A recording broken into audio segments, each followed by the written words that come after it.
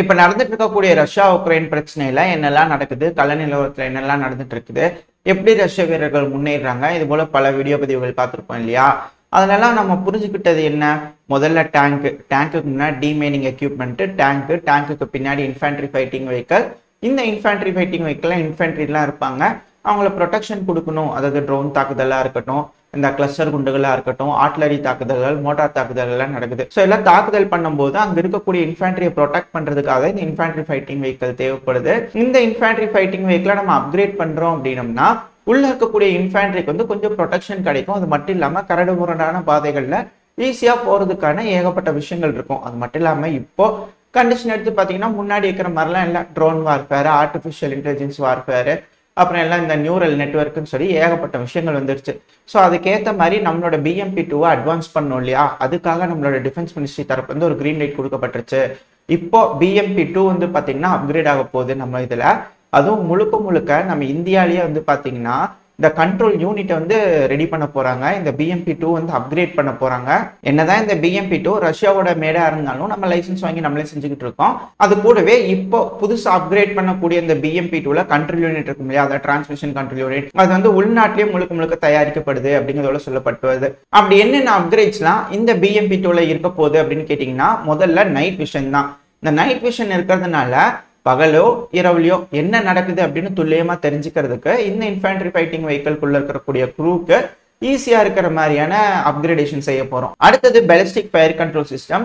ஒரு இலக்கை குறி வச்சு தாக்கணும்னு வச்சுக்கோங்களேன், அந்த டைம்ல குறி வைக்கிறதுக்கு ஈஸியா ஒரு இலக்கை வந்து ஐடென்டிஃபை பண்றதுக்கு இந்த அப்கிரேடேஷன் மூலியமா ஈஸியா இருக்கும் அப்படின்றது போல சொல்லப்பட்டு வருது.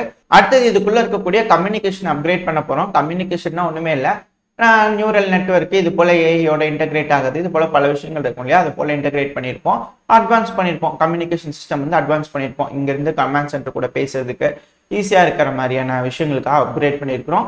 அடுத்து வந்து பாத்தீங்கன்னா உள்ள இருக்கக்கூடிய இன்ஃபேண்ட்ரி வந்து பாதுகாக்கிறதுக்காக ஆர்மரை வந்து இன்னுமே என்ஹான்ஸ் பண்ணிக்கிறாங்க அப்படிங்கிறதுல சொல்லப்பட்டு வருது. இந்த BMP-2ல இம்பார்ட்டன்டா இருக்க போறது TCU, அதாங்க டிரான்ஸ்மிஷன் கண்ட்ரோல் யூனிட். இதுல என்னன்னா ஆட்டோமேட்டிக்கா கீரை வந்து ஷிஃப்ட் ஆயிக்கும். அதனால ஓட்டுறவங்களுக்கு கொஞ்சம் ஈஸியா இருக்கும்.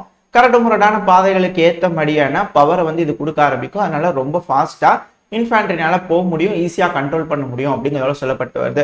கூடிய சீக்கிரத்தில் இந்த அப்கிரேடேஷன்லாம் முடிஞ்சு லடாக் பகுதியில் டிப்ளாய் ஆகும். அந்த டைம்ல இந்த அப்கிரேடேஷன் இருக்கும்போது சீனா ஒரு வேளை வாலாட்டினாங்கன்னா நறுக்கி விடுறதுக்கு ரொம்ப ஈஸியா இருக்கும் அப்படிங்கிறதோட சொல்லப்பட்டு வருது. இது போல தொடர்ந்து நம்மளோட ராணுவ தொழில்நுட்பமும் அடுத்தடுத்த கட்ட வளர்ச்சி அடையுங்கிறதுல மாற்று கருத்தே இல்லை. இது போல பல முக்கியமான தகவல்கள் தான் இந்த பதிவுல இருக்க போது. அனைவருக்கும் வணக்கம், நான் உங்கள் செந்தில், இது உங்கள் செந்தில் டிஃபென்ஸ். பதிவுக்குள்ள போறதுக்கு நான் நம்ம சேனல் சப்ஸ்கிரைப் பண்ணலாம், மறக்காம சப்ஸ்கிரைப் பண்ணிட்டு கூடவே பக்கத்துல இருக்கிற பெல் ஐக்கான்ல ஆல் ஆப்ஷன் சூஸ் பண்ணிக்கோங்க.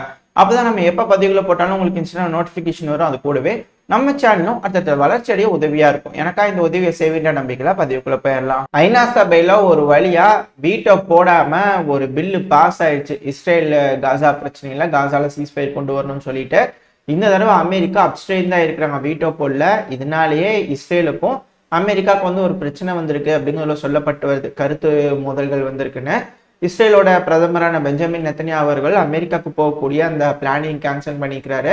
அமெரிக்கா தரப்புல இருக்கக்கூடிய ஜான் கிர்பி அவர்கள் சொல்லிக்கிறாங்கன்னா, இல்லைங்க, அதாவது எங்களோட ஸ்டாண்ட்ல எல்லாம் எந்த ஒரு மாற்று கருத்து இல்லை அப்படிங்கிறாங்க. ஏன்னா இஸ்ரேலோட பிரதமர் வந்து அப்படிதான் சொல்லியிருந்தாரு. பெஞ்சமின் நெத்தன்யாஹூ அவர்கள் என்ன சொல்லிக்கிறாருன்னா, இதுல இருந்து கிளியரா தெரியுது வீட்டோ போடாததுனால அமெரிக்கா அவங்களோட ஸ்டாண்ட்ல இருந்து பின்வாங்குறாங்க அப்படிங்கிறது கிளியர் தெரியுது அப்படின்ற ஒரு குற்றச்சாட்டு வச்சிருந்தாங்க.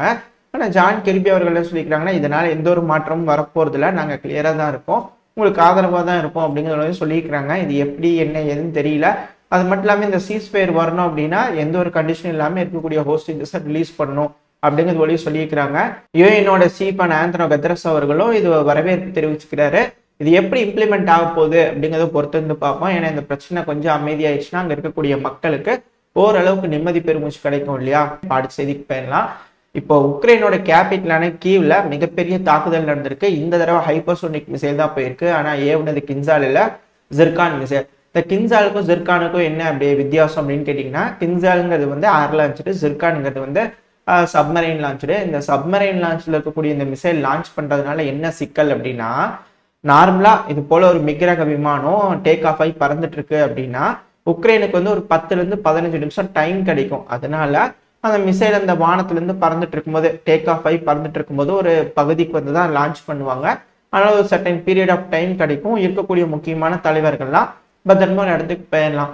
ஆனா இந்த சிர்கான் மிசைல் ஏவறதுனால இம்மீடியட்டா அட்டாக் நடக்கிறதுனால, அதாவது ஒரு 6 செகண்ட்ல இந்த மிசைலை ப்ரிடிக்ட் பண்ண 6 செகண்ட்ல அட்டாக் நடந்துரும். ஏன்னா இப்போ ஒரு வீடியோ பதிவு லோட இருக்கும், இந்த பதிவு நீங்க பார்க்கும்போதே தெரிஞ்சுக்கலாம். இது உக்ரைனோட கேபிட்டலான கீவ்ல ஒரு பில்டிங் மேல நடந்திருக்கு. இந்த பில்டிங் வந்து சிவிலியன் வாழும் பகுதி தானே, அப்ப இது வந்து தப்பா ஏதாவது கிரிமினல் குற்றமான்னு கேட்டீங்கன்னா, இது வந்து GRUன்னு சொல்லக்கூடிய இந்த இன்டெலிஜென்ஸ் பர்சன்ஸ்லாம் இருப்பாங்க இல்லையா, முக்கியமான நபர்கள் இருக்கக்கூடிய பகுதி, அதை தெரிஞ்சுக்கிட்டு அடிச்சிட்டோம் அப்படின்னு ரஷ்ய தரப்புல சொல்றாங்க. ஆனா உக்ரைன் தரப்புல வழக்கம் போத சிவிலியன் வாழும் பகுதியில் அடிச்சிட்டாங்க அப்படிங்கிறத சொல்லப்பட்டு வருது.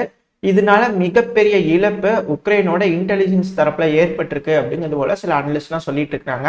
டைம் போக போதுதான் இதனால என்ன இம்பாக்ட் ஆயிருக்கு அப்படிங்கிறது வரும். வந்துச்சுன்னா அடுத்த தொப்பையில தெளிவா பார்ப்போம். இப்ப இந்த மிசைல் லான்ச் நடந்துருச்சு, அதனால அந்த பில்டிங் டெஸ்ட்ராய் ஆயிடுச்சு. அடுத்தது 2 பேட்ரியட் ஏர் டிஃபென்ஸ் சிஸ்டம் இதே உக்ரைனோட கேபிட்டலான கீழே இருக்கக்கூடிய ஒரு ஏர்போர்ட்ல வந்து வச்சிருந்துருக்காங்க. அந்த ஏர்போர்ட்ல வந்து பேட்ரியட் ஏர் டிஃபென்ஸ் சிஸ்டம் பேட்டரிஸை கண்டுபிடிச்சு 2 அடிச்சிட்டாங்க அப்படிங்கிறதோட செய்திகள் வந்துகிட்டு இருக்கு. இப்ப இதெல்லாம் உறுதிப்படுத்தப்பட்டு அது உண்மையாலுமே ஆயிருக்கா என்ன என்ற தகவல் வந்துச்சுன்னா அடுத்த பதிவுல பார்ப்போம். இது ஏன் இப்ப திடீர்னு நடந்துச்சு அப்படின்ற கேள்வி வருது அப்படின்னா, இப்போ ரஷ்யால 4 பேர்த்த கேப்சர் பண்ணியிருந்தாங்க, விசாரணை எல்லாம் போயிட்டு இருக்கு. அவங்களுக்கு கொடுத்த ட்ரீட்மெண்ட்ல எல்லா விஷயத்துக்கும் கக்குன்னு கக்கி இருக்கிறாங்க. அதனால வந்து சில உண்மைகள் தெரிய வந்திருக்கு. அந்த 4 தீவிரவாதிகள் மொத்தம் 11 பேர் இன்வால்வ்ங்கிறாங்க. அவங்களுக்குலாம் துருக்கியில வச்சு ட்ரைனிங் கொடுத்துக்கிறாங்க, 2 மாசம் ட்ரைனிங் கொடுத்துக்கிறாங்களாமா. ஸோ அந்த லொக்கேஷன் இது போல விஷயங்கள்லாம் தெளிவா கிடைச்சதுனால அந்த இடத்துக்கு ரஷ்யா வந்து பாத்தீங்கன்னா துருக்கிக்கு ஃபோன் பண்ணி இன்டிமேட் பண்ணதுனால துருக்கி அங்க ஒரு ஆப்ரேஷன் பண்ணிக்கிறாங்க, அதாவது ஆன்டி டெரரிஸ்ட் ஆப்ரேஷன்.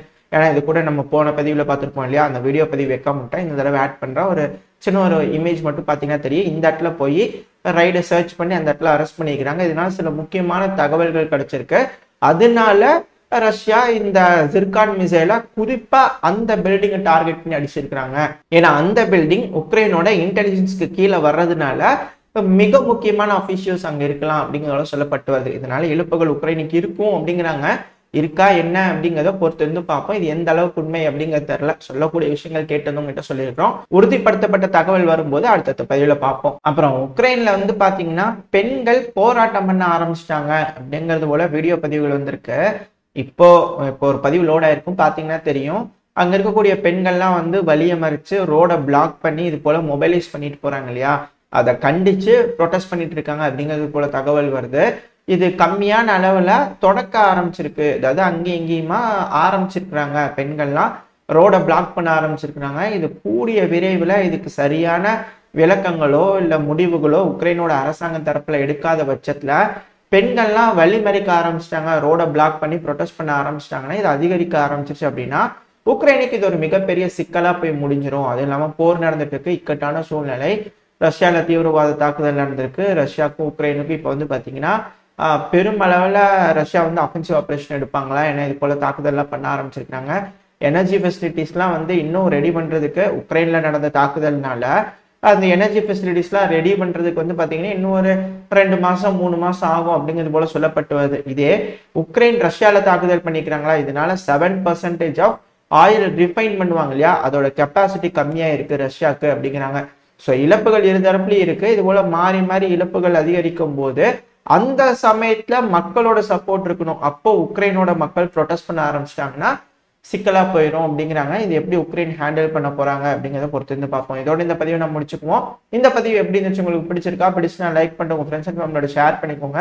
அது கூடவே மறக்காம இந்த பதிவை பத்தின உங்களோட கருத்துக்களை கமெண்ட் செக்ஷன்ல சொல்லுங்க. இந்த பதிவு நல்லா இருந்திருக்கும் நம்பிக்கையில் அடுத்த பதிவில் உங்களை சந்திக்கிறேன். அது வரைக்கும் ஸ்டே சேஃப். By by.